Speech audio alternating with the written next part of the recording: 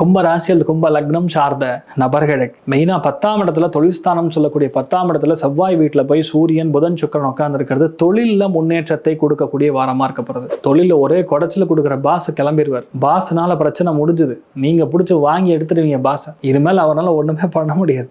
Cup சிப்புன்னு அடங்கி உட்காரணும். தேவையில்லாமல் பிரச்சனைகள்ல அவர் வரமாட்டார். நீங்கள் எதையுமே உள்ளே கொண்டு போய் உங்கள் மூக்கை நுழைக்க மாட்டீங்க. தொழில், வேலை, அந்தஸ்து, உத்தியோக, வியாபாரம், அதிர்ஷ்டம், எதிர்பாராத அதிர்ஷ்டம் வெற்றியை கொடுக்கறது. ஏன் சொல்கிறேன்னா, லாபத்தில் உட்காந்துருக்கூடிய செவ்வாய் பலமாக குருவை பார்க்குது வக்கரம் பெற்றிருக்கனால பூர்வீக சொத்து, லேண்டு, பஞ்சாயத்து, பதவிகள், பசங்க, உடம்புல ஹெல்த் எல்லாம் இப்போ செட்ரேட் ஆகக்கூடிய ஒரு வாரம். அசுரத்தனமாக ஜெயிக்கக்கூடிய ஒரு வாரமாக கும்பத்துக்கு நான் பார்க்குறேன். கெட்ட பருவல், கெட்ட கிரகங்கள் எதுவுமே துலாத்தில் இல்லை, மிதுனத்தில் இல்லை. தைரியமாக இருக்கலாம். குழந்தையே பிறக்காதுன்னு சொன்னால் தெய்வமாக வந்து குழந்தையா பிறக்கும். அந்த முருகப்பெருமானே பிறப்பான். சுப்பிரமணியன்னு பேர் வைக்கலாம், முருகான்னு பேர் வைக்கலாம். அந்த அளவுக்கு நல்ல மாற்றங்கள் கண்டிப்பாக கொடுக்கும்.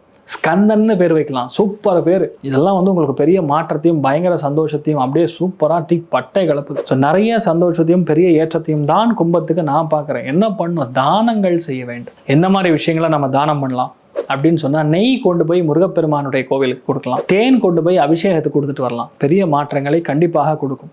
சந்தோஷமா இருக்க போறீங்கன்னு சொல்லலாம். கும்பத்தில் பிறக்கிறவங்க அங்காள பரமேஸ்வரன் வழிபாடு, அதே மாதிரி முருகப்பெருமான் வழிபாடு, சந்தோஷமும் பொருளாதார ஏற்றமும் 95% இருக்கு. செம்மையான வாரம்.